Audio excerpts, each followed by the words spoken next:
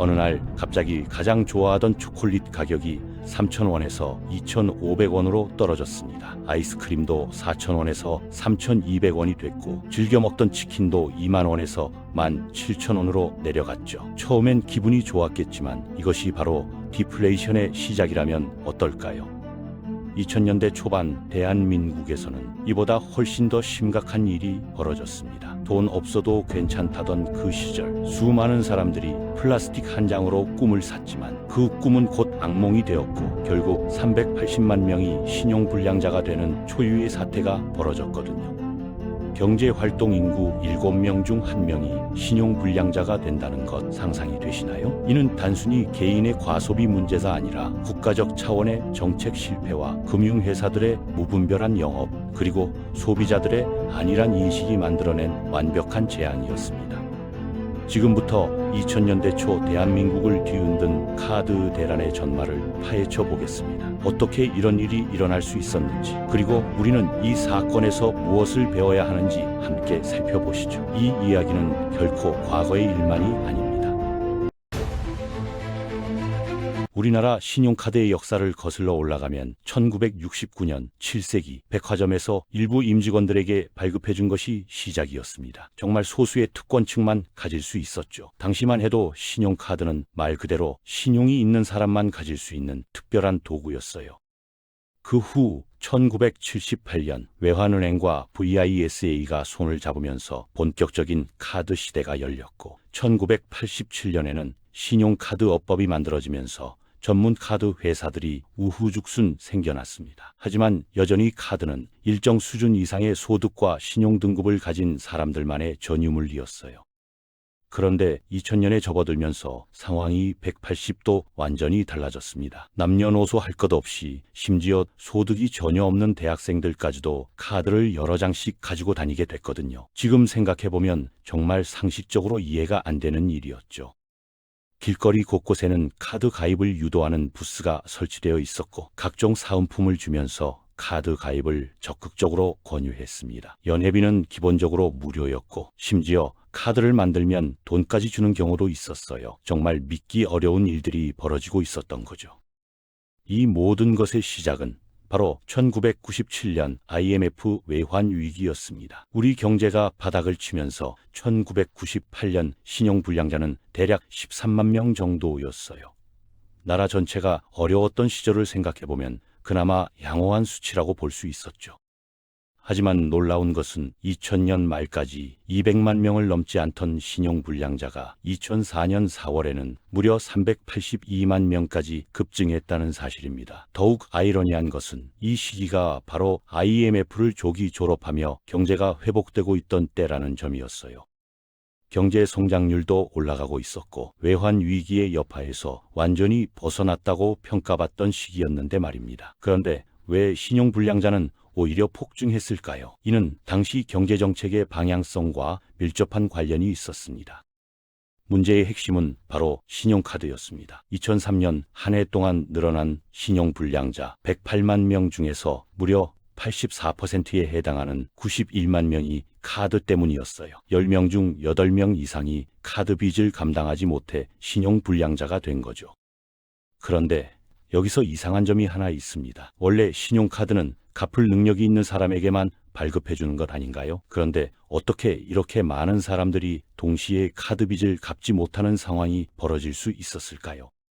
이 의문을 풀기 위해서는 당시 경제 상황과 정부 정책을 좀 더 자세히 살펴봐야 합니다. 국내 총생산인 GDP는 민간 소비, 기업 투자, 정부 지출, 그리고 수출에서 수입을 뺀 순수출로 구성되는데요. 이 수치가 높을수록 경제 성장률이 좋아지고 외국인 투자자들도 우리나라를 긍정적으로 평가하게 됩니다. 하지만 외환위기 이후 상황이 말이 아니었어요. 민간 소비는 바닥으로 떨어졌고 기업들은 투자는커녕 살아남기도 벅찬 상황이었죠.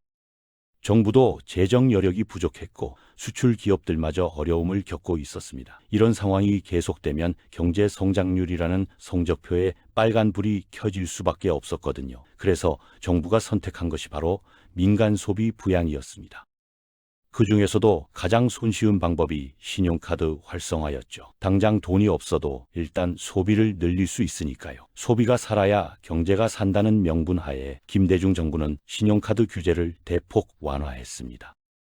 이것이 바로 카드 대란의 직접적인 원인이 된 정책 변화였어요. 구체적으로 어떤 변화가 있었는지 살펴보면 정말 놀라운 수준이었습니다. 월 70만 원이던 현금 서비스 한도를 아예 없애버렸고 신용카드 사용 금액에 대한 소득 공제 제도도 이때 도입됐어요.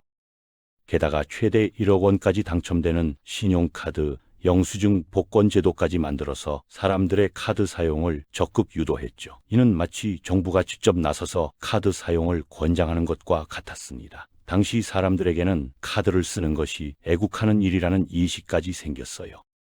카드 발급 기준도 크게 낮춰졌습니다. 요즘에야 대형 마트에서 가끔 카드 가입을 권하는 정도지만 당시에는 전국 곳곳 길거리마다 카드 모집 부스가 설치되어 있었어요. 대학교 앞 지하철역, 번화가 할 것 없이 어디서든 카드를 만들 수 있었죠. 연회비 무료는 기본이고 카드를 만들면 각종 편의용품이나 비싼 사은품을 주기도 했습니다. 심지어 현금을 주는 경우도 있었어요. 카드를 만들면 당장 5만 원, 10만 원을 현금으로 주는 이벤트가 넘쳐났거든요. 더 놀라운 것은 직업이 없어도 소득 증빙이 없어도 그냥 카드를 발급해줬다는 점입니다. 미성년자든 대학생이든 심지어 노숙인에게까지도 카드를 만들어줬어요. 신용등급 같은 건 아예 확인조차 하지 않았죠. 어느 정도였는지 예를 들어보면 무소득으로 국민연금 보험료 납부가 면제된 사람이 180만 명 정도 되는데 바로 그 사람들에게도 카드를 발급해줬을 정도입니다. 이는 정말 상식적으로 이해하기 어려운 일이었어요. 카드 회사들도 이런 상황을 적극 활용했습니다. 정부가 규제를 풀어주고 카드 사용을 권장하니 이보다 좋은 기회가 또 있을까요? 각 카드 회사들은 앞다투어 카드 발급 경쟁에 뛰어들었습니다. 이런 정책의 결과는 즉각 나타났습니다. 신용카드 발급 수가 1999년 3,900만 장에서 2002년에는 1억 4,800만 장으로 폭증했거든요. 불과 3년 만에 3배 이상 늘어난 거예요. 이는 정말 상상하기 어려운 증가 속도였습니다.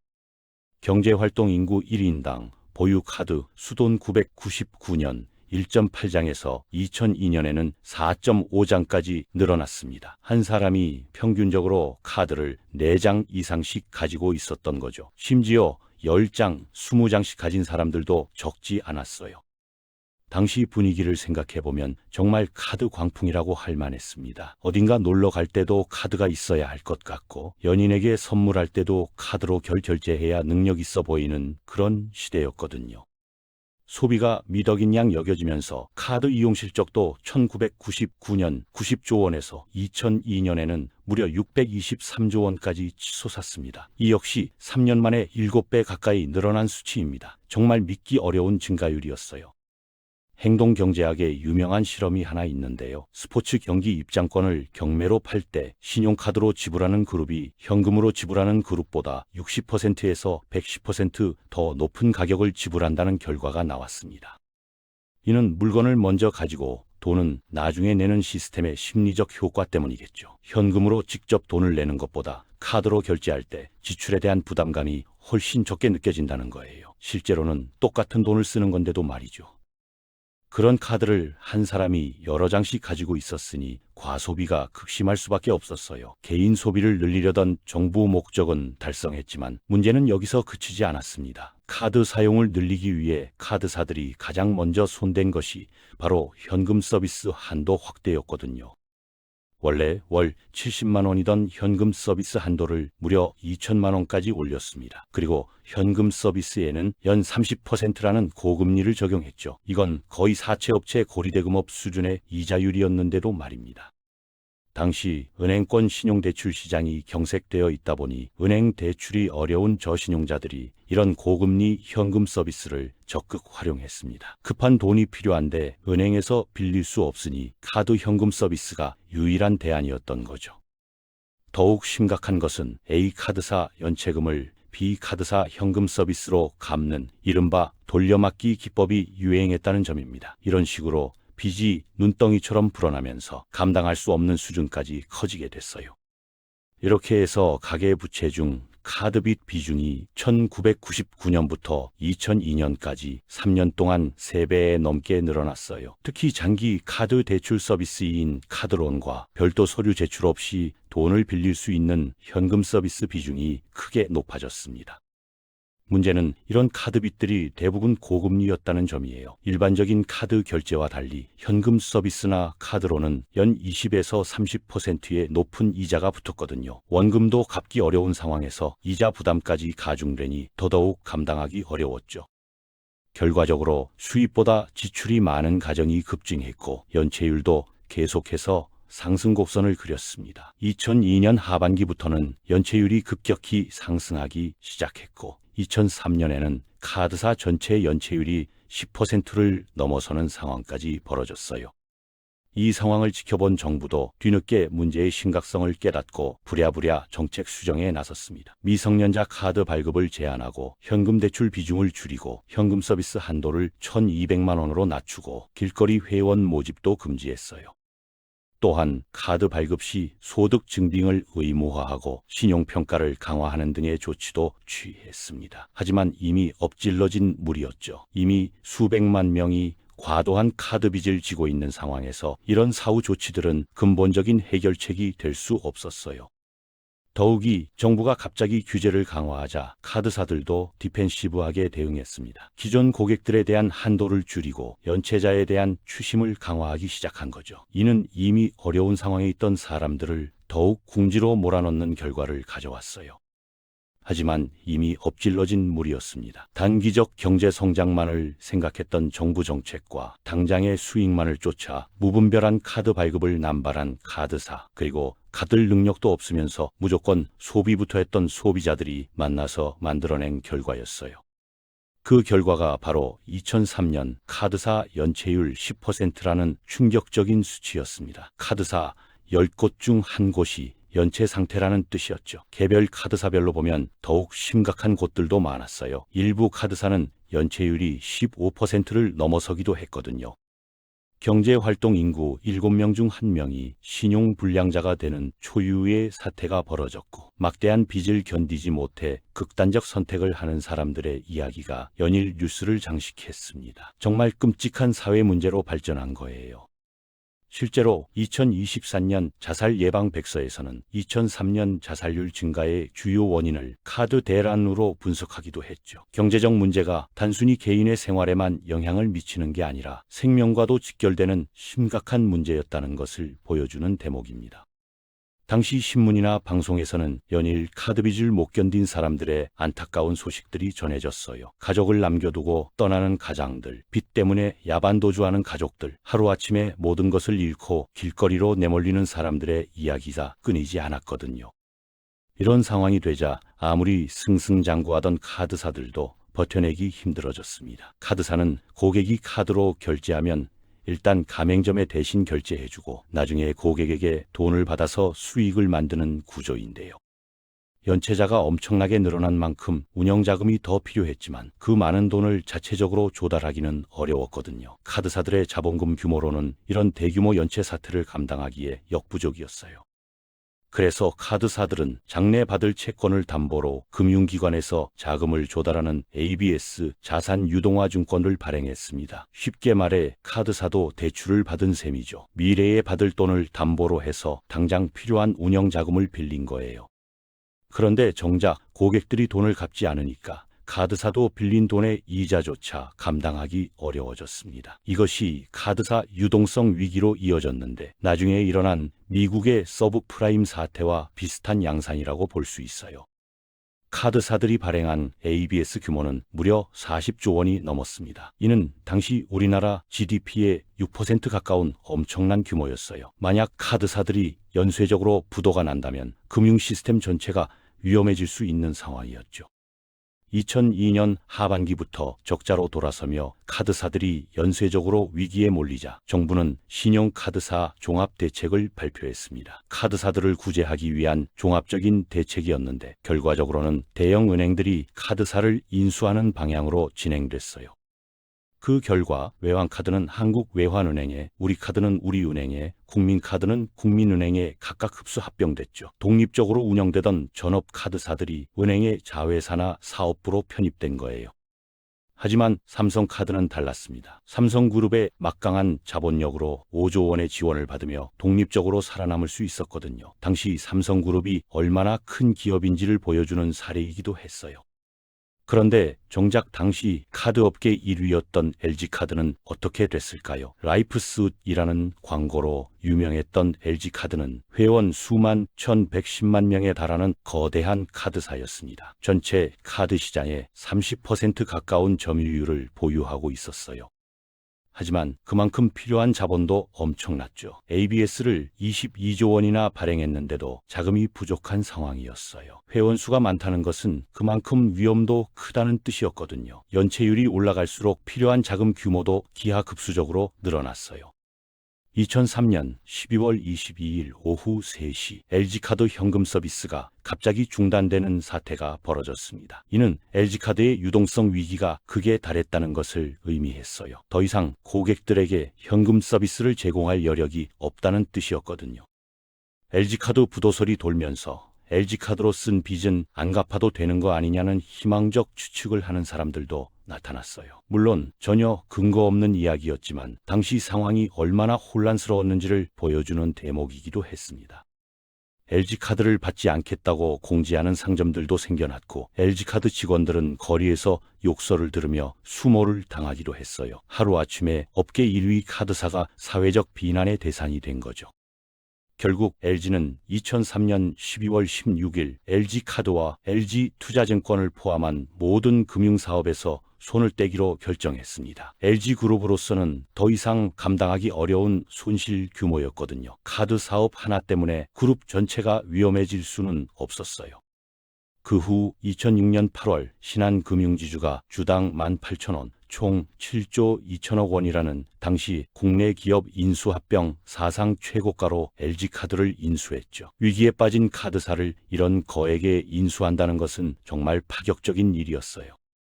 하지만 신한금융 입장에서는 전혀 아까운 거래가 아니었을 것입니다. 신한카드로 이름이 바뀐 후 현재까지 국내 카드업계 점유율 1위를 유지하고 있거든요. 결과적으로 신한금융은 정말 성공적인 인수를 한 셈이에요.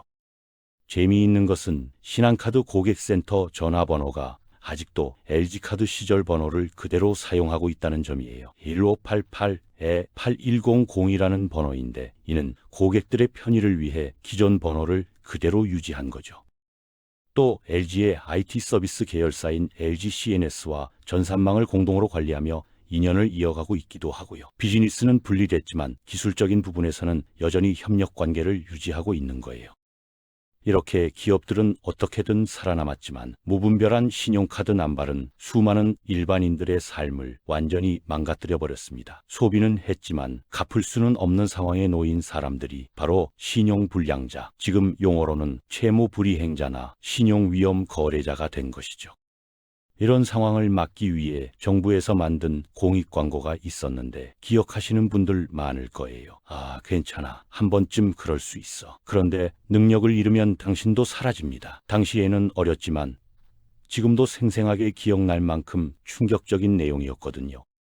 광고 속에서 사람이 밀가루처럼 부서지는 장면이 나오는데 실제로 밀가루를 사용해서 촬영했다고 해요. 신용을 잃으면 사회에서 존재 자체가 사라진다는 메시지를 강력하게 전달한 광고였죠. 정말 무서운 광고였어요.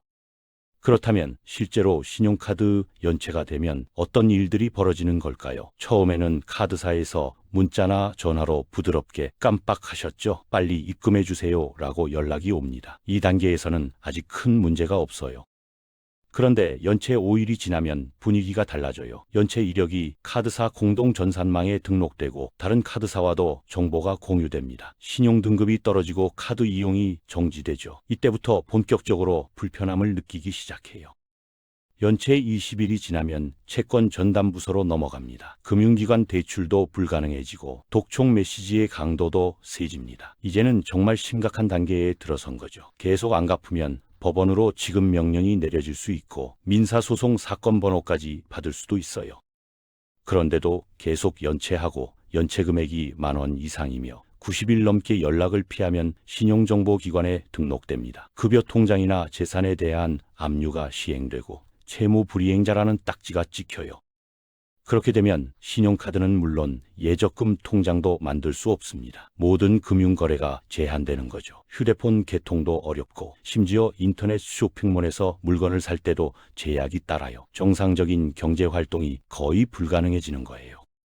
공무원, 변호사, 회계사 등 신용을 바탕으로 하는 직업도 가질 수 없게 됩니다. 한마디로 정상적인 사회활동이 어려워지는 거예요. 더 심각한 것은 이런 낙인이 한번 찍히면 연체 금액을 다 갚았다고 해도 최대 5년까지 신용기록에 남는다는 점입니다. 게다가 소득이 없는 상태에서 카드를 만들어 사용하다가 갚지 않으면 처음부터 갚을 생각이 없었던 것으로 간주되어 사기죄에 해당할 수도 있어요. 정말 무서운 일이죠. 민사상 문제를 넘어 형사처벌까지 받을 수 있는 거거든요. 당시 카드 대란을 겪은 많은 사람들이 이런 과정을 거쳐야 했습니다. 처음에는 단순히 생활비 부족으로 시작된 카드 사용이 결국 인생 전체를 바꿔놓는 결과를 가져온 거죠. 정말 안타까운 일이었어요. 현재 우리나라는 전체 결제 중 신용카드가 약 75%를 차지할 만큼 카드 사용률이 세계 최고 수준입니다. 이는 카드 대란 이후에도 여전히 카드가 우리 생활에서 중요한 역할을 하고 있다는 의미이기도 해요. 그런 상황에서 만약 어느 날 카드사로부터 이런 문자가 온다면 어떨까요? 고객님께서 그동안 소중한 월급날마다 카드 결제부터 챙겨주신 점에 깊이 감사드립니다. 한 가지 안내 말씀 있습니다. 지금 이 시각부터 저희를 비롯한 모든 신용카드 사용이 정지됩니다. 모든 거래는 보유 현금으로만 가능합니다. 통장 잔고 범위 내에서 행복한 소비 생활 하시기 바랍니다. 정말 황당하겠지만 생각해보면 자신이 가진 범위 내에서만 소비하는 게 올바른 방법이에요. 2000년대 카드 대란은 우리에게 많은 교훈을 남겼습니다. 첫째, 정부 정책은 단기적 성과보다 장기적 안정성을 고려해야 한다는 점이에요. 당장의 경제 성장률을 높이기 위해 무리한 소비 진작 정책을 펼치면 결국 더 큰 부작용이 따라온다는 것을 보여줬거든요.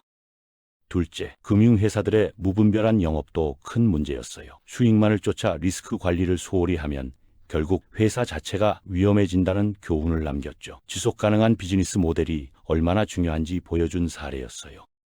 셋째, 개인의 금융 리터러시도 정말 중요하다는 점이에요. 아무리 카드 회사가 적극적으로 권유하고 정부가 정책적으로 밀어준다고 해도 결국 자신의 소득 수준을 넘어서는 소비는 위험하다는 것을 명심해야 해요. 소비 욕구가 급격히 늘어나는 지금 2000년대 카드 대란을 떠올리며 현명한 소비 생활을 하시길 바랍니다. 카드는 편리한 도구이지만 잘못 사용하면 인생을 망칠 수도 있는 양날의 검이라는 것을 잊지 마세요.